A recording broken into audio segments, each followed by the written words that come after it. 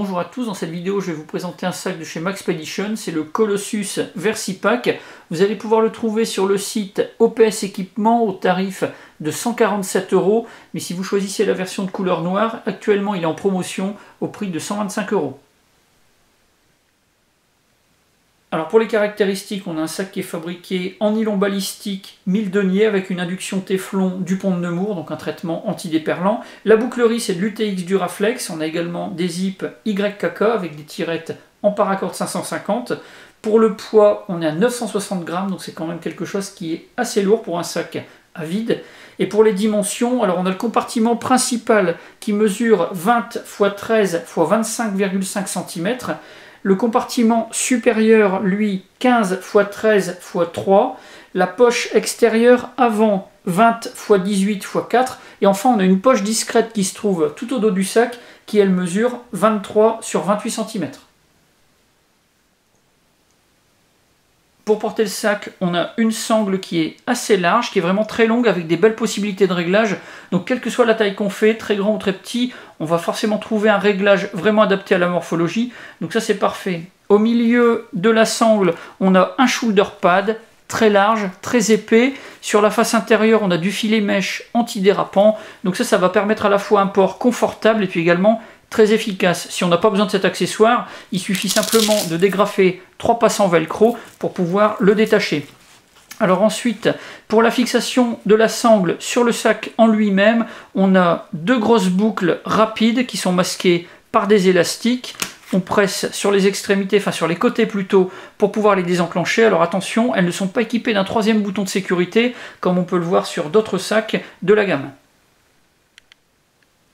Autre point concernant ce sac, sa forme en Y le rend complètement ambidextre du point de vue du port. On peut aussi bien le placer sur la hanche droite que sur la hanche gauche. Alors pour les équipements extérieurs du sac, on va commencer par les passants molle. On en a vraiment pas mal dans tous les sens. Donc ça c'est vraiment intéressant du point de vue de l'accessoirisation supplémentaire qu'on voudra faire. Si on veut accrocher des poches ou alors du petit matériel, c'est vraiment bien conçu de ce point de vue-là. Alors on en a déjà deux bandes assez larges qui se trouvent sur les fixations de la bandoulière, donc droite et gauche. On en a également sur les côtés, donc là on a 4 lignes de passants qui sont des passants plus larges que la moyenne. Là ça va nous permettre d'accrocher vraiment énormément de choses différentes, avec en plus un accrochage qui va être vraiment de bonne qualité, puisque là on a 4 lignes, on va facilement prendre n'importe quel type de sacoche ou d'accessoires complémentaires sur plusieurs lignes, donc ça sera vraiment beaucoup plus efficace. Donc là c'est pareil, on en a des deux côtés, droite et gauche, et puis on va en trouver également sur le dessous du sac, donc sur le dessous du compartiment principal, donc là 2 lignes, et puis une ligne supplémentaire sur le fond de la poche qui se trouve en façade. Donc là avec toutes ces poches, on va pouvoir accrocher vraiment énormément de choses, c'est vraiment un très très bon point pour ce sac. Comme autre équipement extérieur, on va trouver principalement des platines velcro. Celle qui se trouve sur la poche frontale mesure 18 cm de longueur sur 5 de largeur. Et puis les deux qui se trouvent sur la poche supérieure mesurent 5 cm de largeur sur 11 cm de longueur. Alors ici, on a également deux passants qui sont recouverts de velcro, donc on pourra éventuellement y accrocher des toutes petites choses. On pourra éventuellement passer à l'intérieur des mousquetons, ça peut être pratique dans certaines utilisations. Alors derrière ces deux panneaux de velcro, on a également la possibilité d'entrer à droite et à gauche. Alors attention, c'est non verrouillable, du petit matériel, mais bon, pour placer un canif qui serait équipé d'un clip, pour placer une lampe torche, ça peut être quelque chose de largement suffisant. Sur le dessus, on a 4 passants dans lesquels sont insérés de la choc-corde avec un petit système de serrage, de verrouillage. Alors la finition, à la base, c'est une finition toute simple, hein, un nœud vraiment très basique. Moi j'ai fait un petit tressage avec 3 Chris Rivenote et puis également j'ai placé un petit embout en plastique. Ça c'est quelque chose de perso. À la base, vous n'aurez pas ça quand vous allez vous procurer ce sac. Sur l'arrière, on a des choses qui sont un petit peu plus discrètes. On va voir ça tout de suite. À l'arrière du sac, on va trouver plusieurs poches et compartiments vraiment très discrets. Quand on porte le sac, ce sont des éléments qui passent totalement inaperçus. Alors on va commencer par les plus petits qui se trouvent de part et d'autre du sac. À l'arrière, des fixations pour la bandoulière. Donc ce sont des poches qui sont non verrouillables. Pour la taille, vous voyez à peu près combien ça peut faire. Ça couvre mes doigts, on va dire. Alors ici, on a un filet qui est avec une induction, une espèce de caoutchouc. En dessous, on a une plaque en néoprène assez épaisse. Elle est percée également, donc ça doit être quelque chose qui est prévu pour être quand même assez respirant. Et sur la face interne, par contre, on a encore du nylon. Donc c'est quelque chose qui va permettre de mettre des petits objets. Avec l'épaisseur en néoprène, ils seront bien protégés. Ça améliorera également le confort au moment du port du sac. Donc ça, c'est vraiment parfait.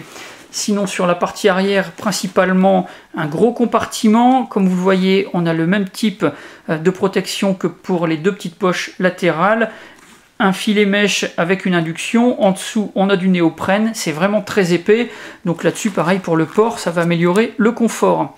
Alors, cette poche, elle n'est pas verrouillée en totalité. On a des ouvertures qui sont assez larges sur les côtés. Donc, attention à ce que vous allez mettre dedans. Il y a toujours moyen que quelqu'un y plonge la main ou alors que du contenu puisse s'en échapper de manière accidentelle. Pour le verrouillage, on a ce système. Ici, une boucle. Donc on tire, on a à la fois du velcro et une pression, ça accroche bien, c'est vraiment impeccable pour faire le boulot. Alors dans cette poche, on va trouver d'un côté une face en nylon, de l'autre côté une platine en velcro, donc ça on va pouvoir agrémenter avec des systèmes d'accrochage particuliers, spécifiques, si on en a, si on veut les installer. Ça permet de pouvoir organiser le contenu de la poche de manière très facile. Et puis sinon, sur cette languette avec le système de verrouillage, dans la partie basse, on a également la possibilité d'ouvrir, c'est un passant. Donc ça, si on veut sécuriser sur un ceinturon ou une ceinture, on pourra le faire. De cette manière, le sac sera vraiment bien fixe et ça ne posera pas de problème au moment de se déplacer, même si on doit avoir une activité assez sportive. Enfin, derrière le système de verrouillage, on a un petit système de passant. Alors la fonction, j'ai pas trouvé particulièrement, si ce n'est de pouvoir sécuriser du contenu au moyen d'une dragonne ou d'autre chose. De l'extérieur du sac, on va pouvoir accéder à pas moins de 5 poches et compartiments, hormis le compartiment principal. Alors on va commencer avec la poche supérieure, on peut l'ouvrir au moyen de 2 zips, et donc là on va avoir accès à un compartiment qui est de taille fort intéressante. On a sur la partie arrière une poche qui est surmontée d'une bande de passants élastiques, alors pour les tailles 4 cm de large, 5 et 6,5 pour le dernier. Ici, sur le rabat, on n'a rien du tout. Alors là, je trouve que c'est vraiment dommage. Petit manque de conception, on va dire, petite erreur. Ça aurait été bien de rajouter soit un filet mèche, une poche en filet mèche, verrouillable ou non, ou alors une poche qui serait carrément refermable au moyen d'un zip pour pouvoir vraiment bien protéger le contenu. Au pire, une platine en velcro pour qu'on puisse installer des systèmes d'accrochage personnalisés. Là, ça aurait été pas mal. De la même manière, une petite sangle avec un petit mousqueton, ça aurait pu être pas mal. Bien souvent, sur les poches supérieures, on accroche du petit matériel qu'on peut laisser pendre à l'extérieur, une torche, quelque chose comme ça, quand on veut un accès très rapide. Là, ça aurait été bien d'agrémenter avec ce genre de petits compléments. Sur la poche qui se trouve en frontale, donc là c'est pareil, ouverture au moyen de 2 zips, donc qui descendent jusqu'à la moitié. Alors ici on va avoir une poche très fine qui couvre la partie arrière. Devant on va avoir 2 poches biseautées qui se verrouillent au moyen de sangles élastiques avec du velcro. Donc ce sont des poches qui sont un petit peu plus profondes, plus larges. Il y a des soufflets, donc on va pouvoir charger un petit peu plus. Et alors la chose qui est assez bien pensée sur cette poche, c'est que le fond est ouvrable, c'est-à-dire qu'on a une bande en velcro qui vient ici, et donc ça va permettre d'ouvrir le fond de la poche pour dépasser dans la poche qui se trouve juste en dessous, et donc ça va permettre de pouvoir placer à l'intérieur de ce compartiment frontal des objets un petit peu plus volumineux. Alors si par contre on n'utilise pas cette option, ce qu'il faut savoir c'est que le fond n'est pas complet. Sur les côtés on a 2 trous qui donnent accès à la poche qui se trouve en dessous, donc attention à du petit matériel non sécurisé dans les poches ou avec un système d'accroche, il pourrait se retrouver dans la poche en dessous. Ça serait pas perdu, mais ça pourrait nécessiter de les rechercher dans l'autre poche. Donc la poche qui se trouve juste en dessous, celle à laquelle on peut accéder par l'intermédiaire de ce fond qui est détachable. Là on a un zip. Et donc c'est une petite poche qui peut servir à mettre du petit matériel éventuellement si on n'a pas besoin donc, de détacher le fond de la poche qui se trouve juste au-dessus. Enfin, on a la poche qui se trouve juste derrière, la poche un petit peu discrète, très plate. Donc là, une poche qui s'ouvre elle aussi au moyen de 2 zips. Et donc là, on va avoir accès à une poche qui fait toute la taille du sac, ça descend vraiment jusqu'au fond.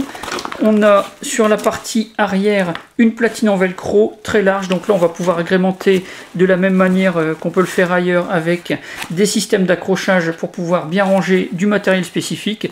Une poche qui peut être vraiment très très pratique. Dernière poche, celle qui se trouve en façade du compartiment frontal, donc quelque chose qui a la taille de ma main. On a une fermeture avec un simple zip. Alors à l'intérieur, rien de particulier, pas de passant, pas de platine velcro. C'est une poche qui va vous permettre de mettre du petit matériel ou des documents. Pour ouvrir le compartiment principal, on a un double zip, donc quelque chose qui va être aussi bien manipulable par les droitiers que par les gauchers. Et le compartiment s'ouvre vraiment complètement, donc là-dessus, pas de souci pour accéder à l'intérieur du sac. Alors, concernant ce compartiment principal, on a vraiment une protection très particulière, quelque chose qui est vraiment spécifique à ce sac, le Colossus.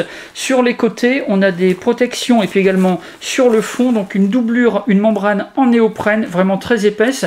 Donc tout ce qui va se trouver dans le compartiment principal va être particulièrement protégé. Alors sur le rabat en lui-même, comme vous le voyez, on a un système de rangement au moyen de filets mèche.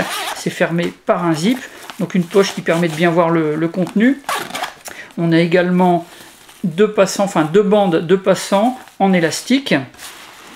Sur la partie arrière, on a une large bande élastique avec du velcro qui permet de fermer une petite poche avec un soufflet, donc ça peut prendre un petit peu d'épaisseur. À l'intérieur, pas de platine velcro ou de système particulier d'accrochage. Et puis sur la partie avant, là on va trouver une double poche, donc une poche nylon non verrouillable.